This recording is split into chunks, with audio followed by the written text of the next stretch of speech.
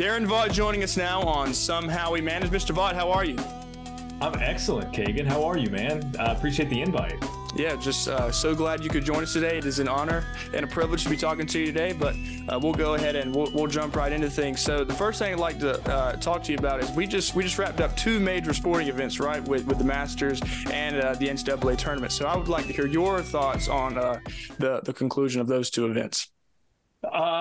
Yeah. Which would you like first? I do more college basketball. I'm more of a college basketball guy, admittedly. So, let's start with that. What fun tournament, right? Fun tournament. Of course. A lot of upsets. Just the fact that like a Florida Atlantic could make the Final Four is one of the beautiful things about that tournament. It's a slice of Americana in a lot of ways, and there are talks about ratings for the final that, there weren't any blue bloods, which I would push back on because UConn at this point, of course, is a blue blood. And it's remarkable they've been able to do what they've done with basically a rebuild every time they win a championship. That's the wild thing about the Huskies run here is that while they're doing that, Duke had Mike Krzyzewski as their head coach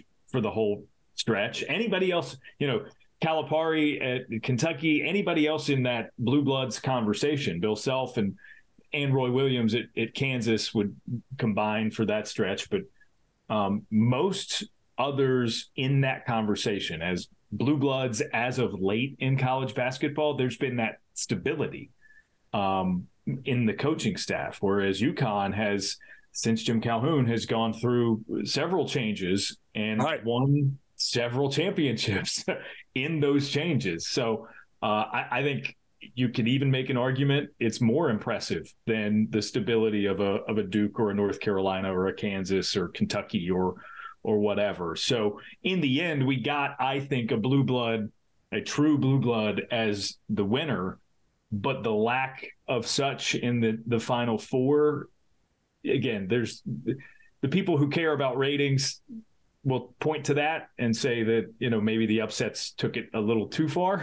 I thought it was great that we had another 16-1. You knew it was going to happen eventually. Fairleigh Dickinson is such a fun story.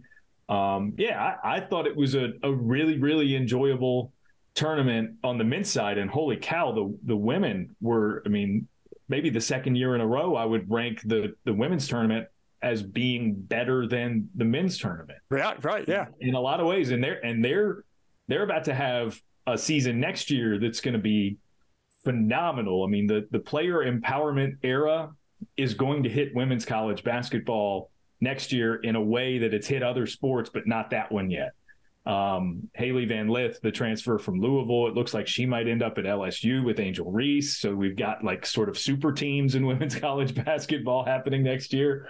I'm looking forward to both next year. Obviously, it should be a lot of fun. But the tournament always delivers. It was a blast to watch. And so the Masters, what'd you think of the Masters? Yeah, it's encouraging. This was the seventh, I think, consecutive major to be won by someone in their 20s. And for all the talk of Live Golf poaching premier players away from the PGA Tour, the PGA Tour has found a way to be as compelling as ever. And this is in sort of the twilight of the Tiger Woods era. Obviously, if he makes it to a Sunday and is in the mix, that's always going to make for huge ratings and a lot of excitement. A lot of people root for Tiger, but people are starting to know who other golfers are when it comes to the PGA Tour in ways that I think is going to be very, very healthy for them after Tiger Woods is done playing. And Jon Rahm's for sure in that conversation now. He's the best player in the world, was the best player in the world heading into the tournament, basically, and gets the Masters win. It was a crazy good leaderboard with Koepka up there. Phil sort of made his late run and tied for second. I mean, that's always good for TV. It was a really fun tournament this year, I thought. I mean, maybe I don't know what the ratings would say, but I mean, to me, one of the more compelling Masters in the past handful of years, with the exception, of course, Tiger winning it. That takes the cake every time. But I thought it spells a very healthy future for the PGA Tour. So it was a good tournament. Yeah. Do you think that Tiger is sort of on his last legs? Do you think he has the best is behind him? Yeah, I mean, the best 100% is behind him, and you're young enough to have not quite been around when his best was his best, or maybe you were alive, but maybe just like barely old enough to see golf on a TV screen and recognize what it was. But you got to understand, man, the best. When you say his best is behind him, that's been behind him for a long time. Right. The best was, I mean, like nothing you can even fathom another golfer doing now. But with that caveat, yeah, his better days are behind him. I think it's clear at this point he can still swing it. He can still score pretty well, but it just depends on his body. And we saw it in Augusta, his body just eventually broke down and he couldn't last 4 rounds, and it's a shame. And who knows, he's probably going to be able to piece it together for a tournament here or there to where he doesn't have to withdraw from competition or things like that. And I would imagine when he does, he'll probably play pretty well, because I don't know that that's ever going to go away. Right. It's just about his body failing him, and he's had so many procedures, and it's the time element will catch up to all of us one day. It's just getting him right now. Did you, I believe it's been 2 or 3 years ago, did you see the Tiger documentary that came out? I want to say HBO did it. I'm not 100% sure on that. Did you see that? Because I like that you mentioned, that his best, was when he was at his peak. I mean, that was, one of the biggest athletes ever, because like you said, I'm a little bit younger, but, after watching that, I didn't quite realize just how, I mean, he was like a Michael Jordan, type, all-time great type, iconic Muhammad Ali, athlete. I was like, I remember you'd hear about him and it was just like hearing about Kobe or, LeBron or anybody else. But then I went and watched that and I was like, okay, this guy was legitimately like the guy. Yeah. Well, I mean, we're talking career Grand Slam in a single year, right? Lapping the field. He won tournaments by double-digit strokes with regularity. I mean, it was truly that good. And I'm sure, maybe you can find full rounds of his or at least recaps somewhere on YouTube. It would be worth going and just A, seeing him swing, but B, the occasional cuts to the leaderboards, right? Where it's like, oh, here's Tiger and not nobodies, people who are, right. are pretty good in terms of like the grand scheme of things, the history of things in golf, like Vijay Singh had a really good stretch where he's a really, really good golfer. Sergio Garcia, the same thing. Phil Mickelson obviously was there through a lot of that stretch that Tiger was dominant. Ernie Els, people like that. He would just crush everyone. And now, I mean, there was no one on the planet better than him.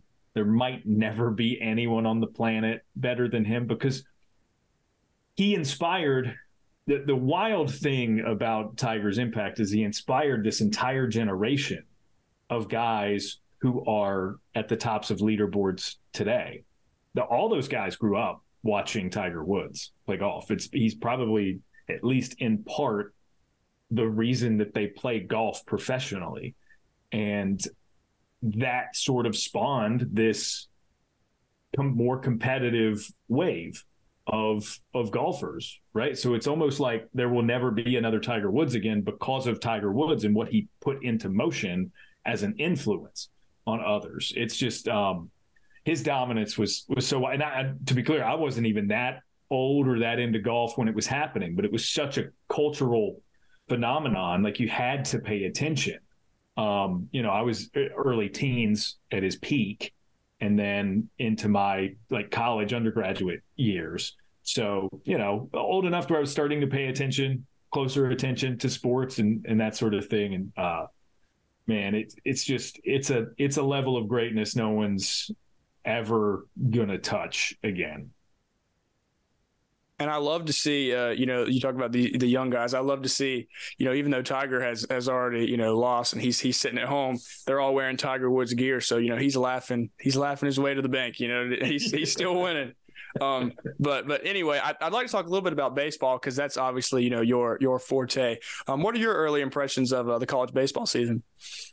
Yeah, I mean, dude, it's been a marquee year for college baseball already, I think. And it's you hope that it pans out that way for an entertaining postseason and College World Series.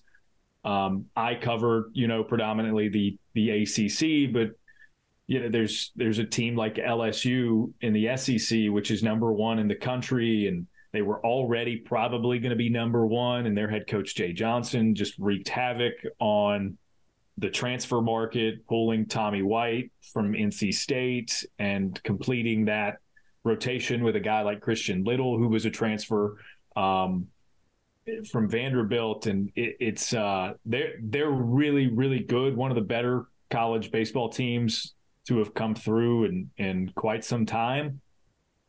But then even closer to home here, Wake Forest has been number two for weeks now. And Caegan, I'm not so sure they're not maybe even a little better or more complete of a baseball team. Wake Forest is people are hesitant to say that because you haven't seen Wake Forest there before. It's always been a good program. You just haven't seen it at the top of the college baseball world before. But they have just such a complete team. It's a great lineup. They score runs. They hit for power. They've got guys that can run. They defend well. The pitching staff is top to bottom, maybe the best in the country. And man, they just this past weekend went to Louisville and took 2 of 3 from the Cardinals, which is a perennially good team. Teams don't just go to Jim Patterson Stadium and win ACC Road Series. That to me, I've been in on Wake Forest all year, but that to me says, okay, they're yet to lose an ACC series. They went to Louisville and got the first 2 of 3. They're for real. We can accept them. We can embrace them as a for real college baseball team now, and embrace them as a team that has a legitimate chance to win it all. That said, I mean, we're back to 6 ranked teams in the ACC. The SEC, I think, is at 7 or 8. It's just those are the 2 best conferences. And around here, we've got some really good mid-majors too. Campbell is knocking on the door of the top 10 nationally. ECU, same thing. They're a top 10 team now. Elon is making some noise in the CAA. They're, if they don't win the conference, probably set for an at-large bid out of the CAA, which is a bit unusual. I mean, they're a good team that's going to be in an NCAA regional as well. So, I mean, it's all of the big 4 in the ACC here in North Carolina are projected to be tournament teams. So it's man, if you live in this area of the country, it's a really, really good spot for college baseball. That gets me geeked out. So I'm pumped up for it. How have you seen NIL and the transfer portal affect college baseball? Well, it's I mentioned LSU. I mean, right. It just in the same way that it's worked in other sports, it allowed Jay Johnson to put his stamp on. Before last season, he took a new job coming from Arizona, going to the SEC, one of the bigger programs in the country, one of the more premier programs in the country with the Tigers. And, it's not like the cupboard was bare, but he just added to it. He got the best pitcher in the country, a guy named Paul Skeens, who's about 6'7" tall, pumps it at 102 miles per hour. He's their ace. He came from Air Force of all places. And was a two-way guy for them, a catcher and a pitcher. And, he's come in and immediately been the guy at LSU, and he's right up there as a potential top pick with Dylan Cruz, who has been presumed his teammate at LSU, outfielder, phenomenal hitter, great all-around player. Cruz has been presumed to be the number one pick in the MLB draft for months now, and Skeens is sort of challenging that, right? So he brings in Paul Skeens. He brings in Tommy Tanks at NC State and just adds depth and more home run hitting to that. It's created an opportunity for a team like that to really pile on and accumulate a level of talent that, like I said, we have not seen in many teams in recent memory. Now, on the flip side of that, I cover a lot of the ACC, including the Duke Blue Devils, and that's a team that underachieved a season ago and was able to use the transfer portal and bring in some immediate help and turn them around. I mean, they're going to be making NCAA regional. They got a big road series win at Boston College over the weekend. BC was ranked 11th, and Duke's RPI skyrocketed from, I think, 52 to 37 now. So they're doing this thing again, and they did it when they won the ACC title a few years ago. The second half of the season, they turn a corner, and they're doing it again. It's that thing that Duke baseball does, and it's largely because of guys like they've got a second baseman that transferred from Northwestern named Jay Bashirs. He's tied for their team lead in home runs. One of their best pitchers this season was a Division III graduate transfer and a Division III All-American at Kenyon. And he's been one of their more reliable starters. And they've got, plenty of guys elsewhere on their roster that are transfers. They've got a transfer from LSU that's been one of their best hitters. He's got one of the best names in the ACC, Giovanni DiGiacomo. And he's their starting center fielder, very reliable bat, good speed, great fielder. So a team like that has used it to their advantage as well to sort of get back in the mix after a rocky year. It's certainly made its impact, and maybe from the NIL perspective, there's more of that in the SEC.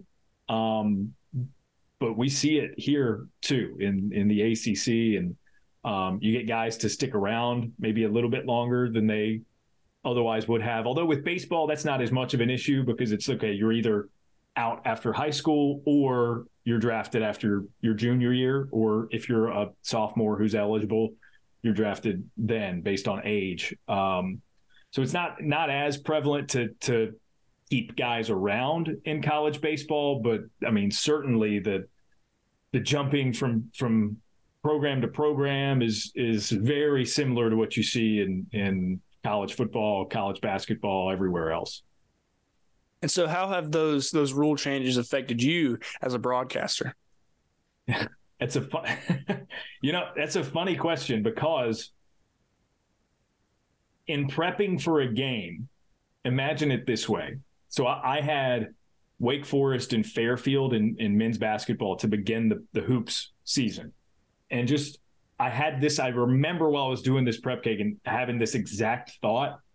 I was looking across the rosters in very preliminary stages of my prep for these games, and just trying to get a grasp on who everybody has, who are the dudes here and there.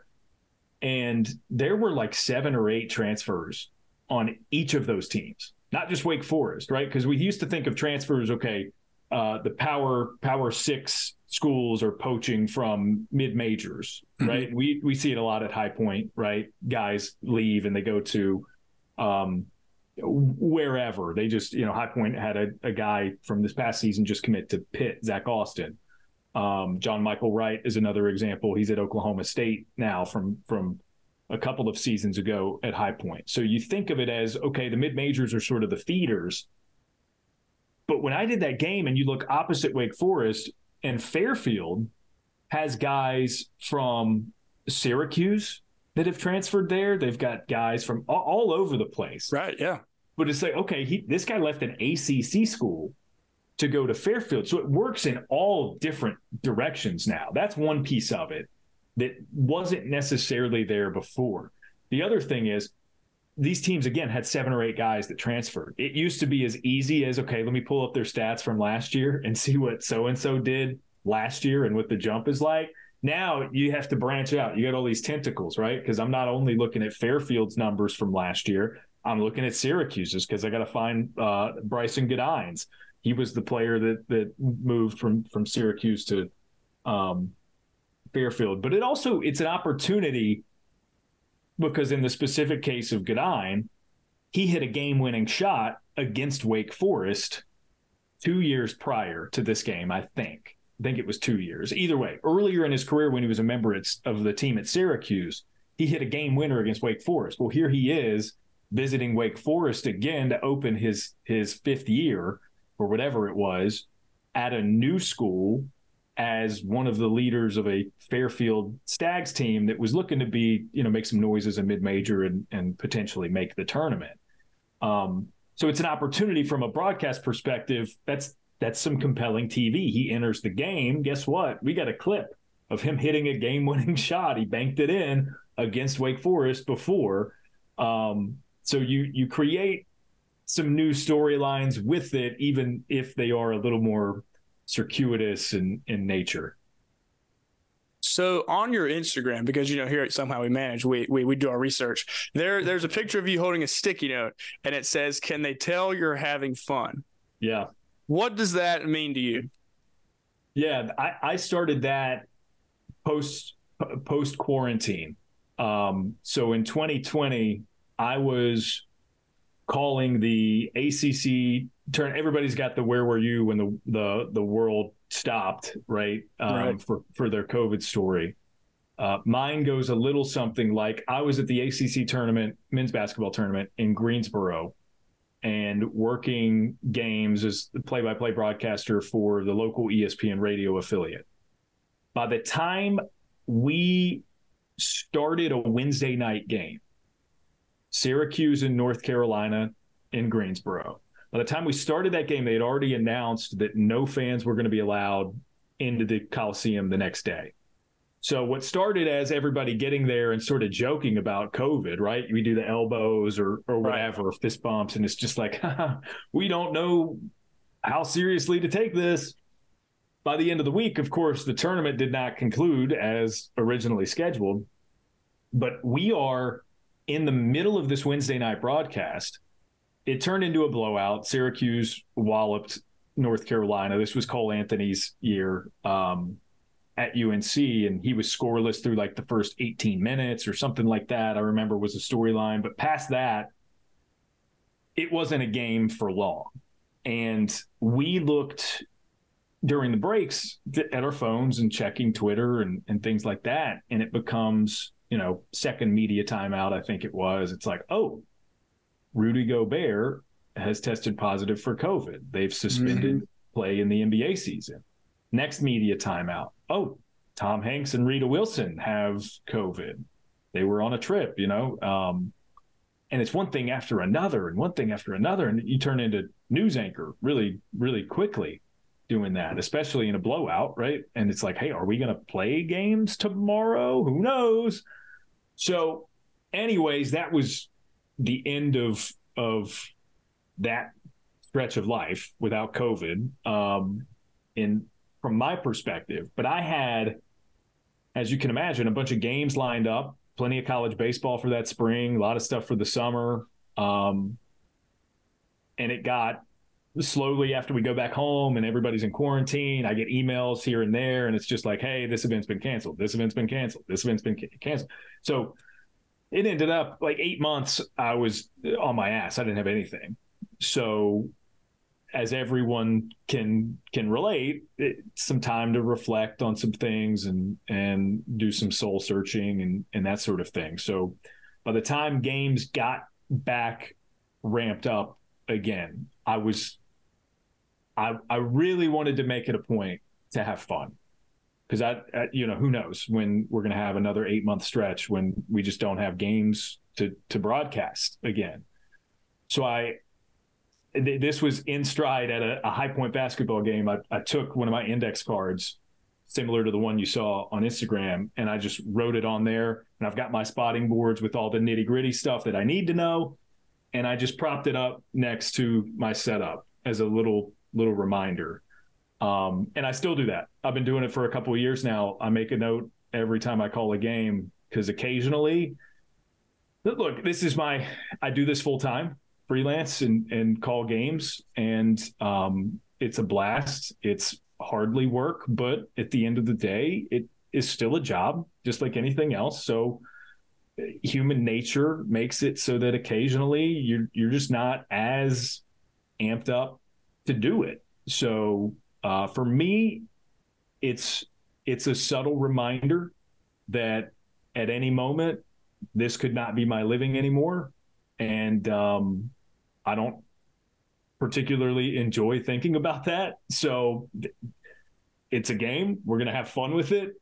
Broadcasts are fun. They're supposed to be fun anyway, and if you're not having fun, chances are somebody watching is also less likely to have fun.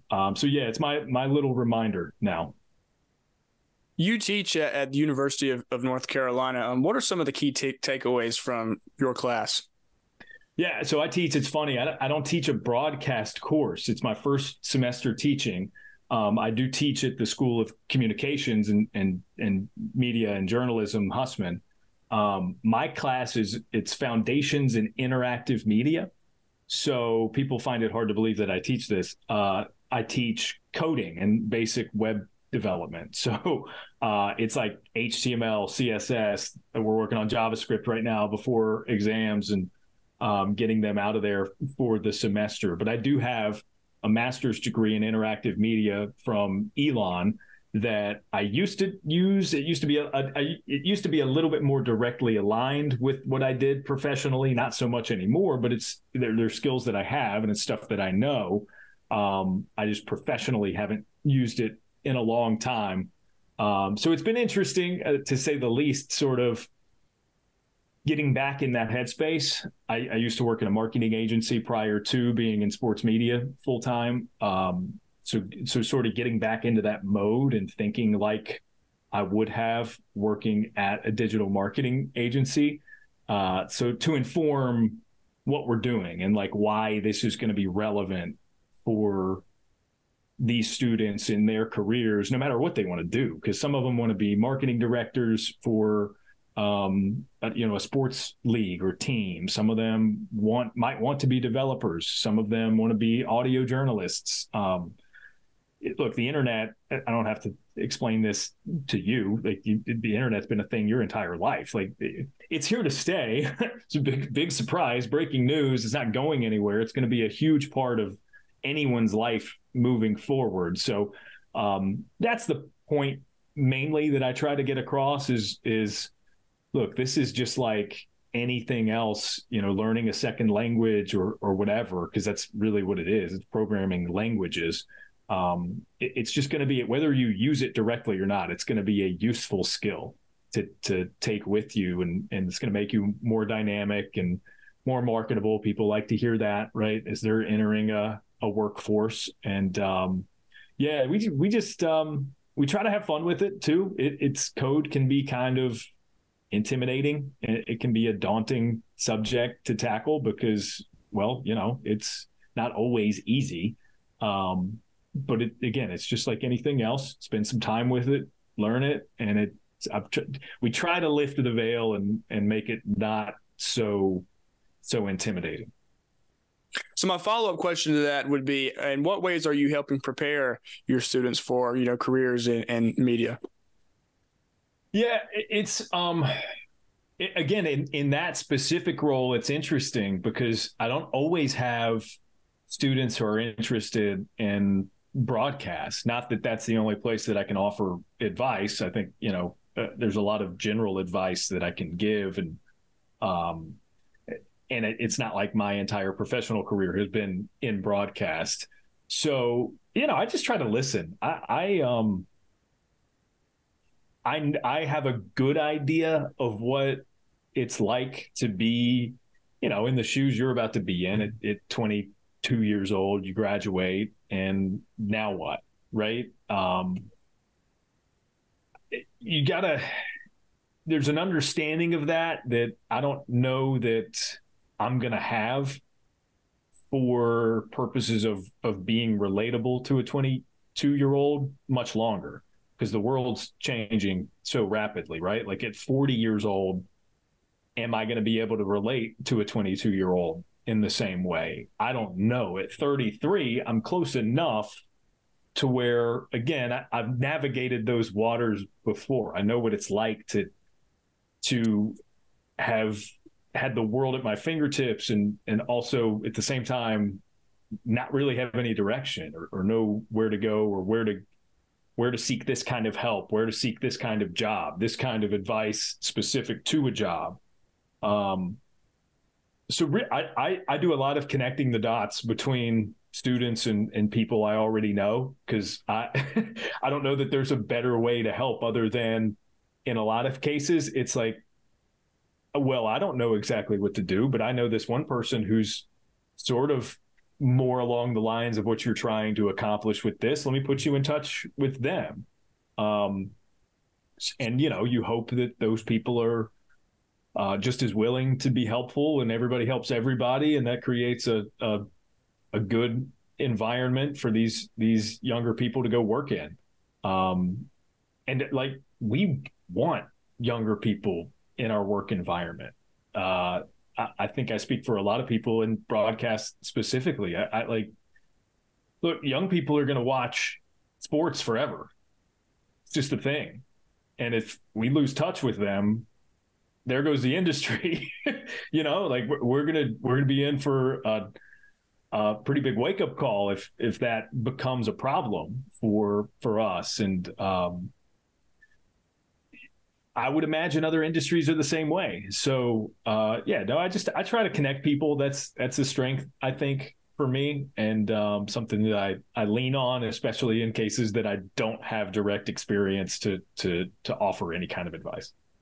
So another broadcasting question. What are some of the biggest differences in calling baseball and basketball?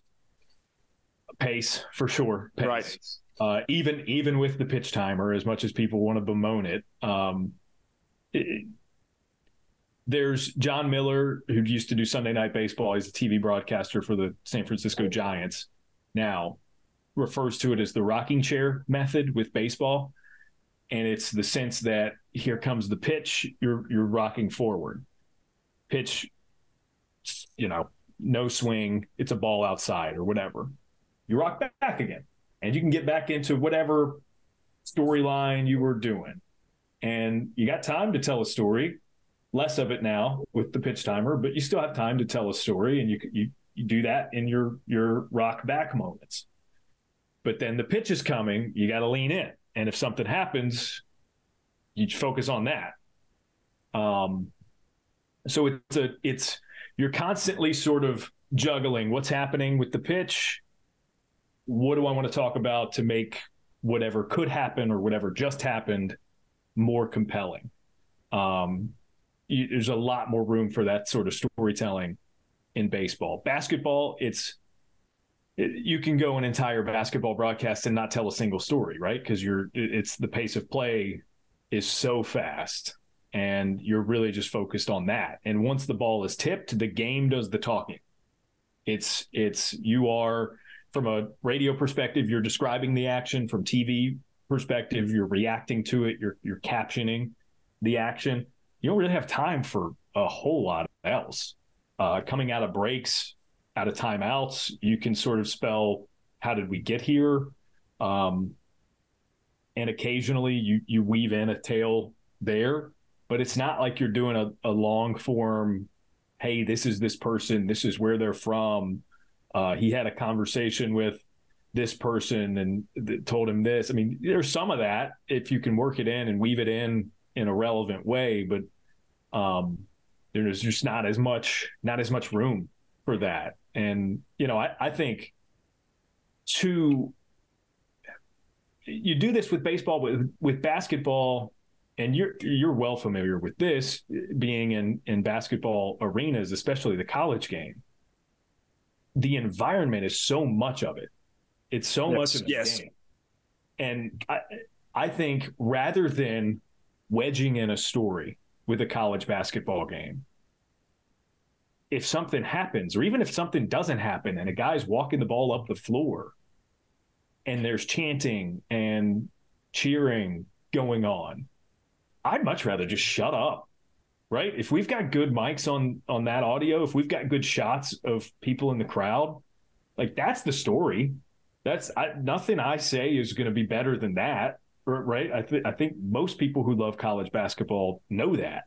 So even in the moments that you would get sort of gaps to take a breath during play, I'm just going to sit back and take a breath because, again, like, this is cool what we're all doing here, right? You take a look around Trask and it's just like, this is a wild phenomenon, what people gather here for, and the sense of community that comes from this. So I find myself doing that a lot with basketball. Like if I get a free minute, shut up. So a fun little exercise to wrap things up. Okay. Give me your top 5 college towns in America. Oh, interesting. See, I have not traveled. Like, it's not like I've covered 100% of college towns in America. Regionally, I feel like I've got a pretty good beat on this. Man. Top 5 college towns in America. I recently did Clemson for the first time ever. I did a baseball series there. And it surprised me. Oh, man. I'm a resident of Chapel Hill. So I like Chapel Hill for other reasons. But I don't know that I can put it in this conversation. Really? Top 5? 5's a lot. Yeah, maybe Chapel Hill gets in there. 5's a lot.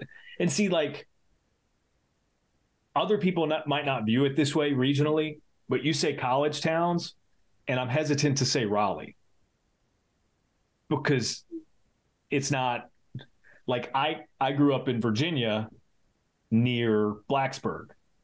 And though Blacksburg has grown, and it's not as much the case now, when I was growing up and going to Blacksburg, and whether it be like visiting friends at Virginia Tech or going to sporting events at Virginia Tech, Blacksburg was Virginia Tech. Right. And it still kind of is. Again, it's growing, so there are distinctions smaller within. But that's a great college town. I mentioned Clemson. Clemson is the university, right? I think that's what makes it good when you say top 5 college towns. I think that's pretty important. Durham for Duke does not really qualify for me because it's like there are 2 Durhams. It's Duke and then Durham. So yeah, this is tough. I've been at East Carolina for some baseball lately, so Greenville's on my mind. I would say Greenville for sure is probably on this list. Can you tell I'm just like not really going to give you a 5 through 1 list? I'm just gonna name some places. Oh man, college towns in America, and it's actually, you're making me realize that I have not visited a lot of them really. Let me think. Oh, geez. I went to Lexington. Lexington, Kentucky is like the definition of a college. The Mecca. Yeah. So we went there a couple of years ago with High Point, and that was in Tubby Smith's last year as head coach at High Point, and Kentucky put his name up in the rafters. Right. So like, not only did I go, I got the most Big Blue Nation experience anybody could have ever gotten. So I saw it from a perspective that not many do, I guess. East Lansing was great. It's so tough to just like put a list. I love Austin, Texas. I don't know if that qualifies based on what I said about Raleigh and other places. But that was a great trip. Yeah, I don't know. Check back in, like, give me another 10 or 15 years. Okay. I'll write it down. To travel the country and call games, and then I might feel a little more comfortable to give you like a 5 through 1. Okay, well, I have another one, and you don't necessarily you didn't have to be in those buildings to answer this one. How about your top 5 underrated sports venues? And that can be in any sport. Underrated sports venues. Okay. Underrated's tricky because like Cameron Indoor Stadium is obviously in the mix of great venues. You know what? This is not even me just pandering.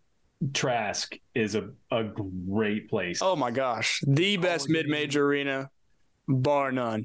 To call a game, to see a game, great place.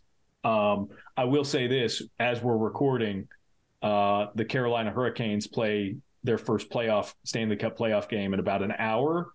PNC Arena, because hockey people don't respect Carolina. PNC Arena is one of the best in the NHL, and people don't understand that. People don't respect it. Loudest house in the NHL for a reason. Go Canes! It's go Canes! It's always go Canes. Caegan, okay. I'm actually wearing my bunch of. I could see that, yeah. Oh, those are good. You know, it's funny we mentioned Florida Atlantic. I went there a couple of years ago with High Point, and they packed that place out for a men's basketball game. It was fun. It also helps the experience that like 100 yards away from us when I was there doing shoot around. I wasn't doing shoot around. The team was shooting around, right? I was there just like with the team watching and chumming it up with the sports information guy. But when we were there for shoot around, like 100 yards away is the tennis facility from that basketball gym. Serena Williams was down there just like getting light work in. So that aids the experience of certainly Atlantic. I walked out and, I ditched our guys shoot around for a little bit and like stood 25 yards away from Serena Williams while she was like training. It's unbelievable. It's just like cool to watch the GOAT at work in that regard. Underrated venues. What else? Where else do we go? Kimmel Arena in Asheville, really good mid-major spot. UNC Asheville, the Bulldogs are going to be good another year in a row with Drew Pember back next year. But that's, they dominated the Big South this past season. That's a great arena when you talk about mid-majors. This is me being a company man, a homer. The Quabain Center at High Point, it's basically brand new. If you have not seen it or been in there, it's just like it is a like dumb, lavish space for one. You just have to see it to believe it. Yes, 100%. But when they get that place packed out, it's pretty electric. It's fun. So the Quabain Center at High Point University is in there too. Did I name 5? Did you even ask for 5? I'm just rattling these off. No, you did a great job. Cool. Good. All right. So my final question for you, your best sports related hot take.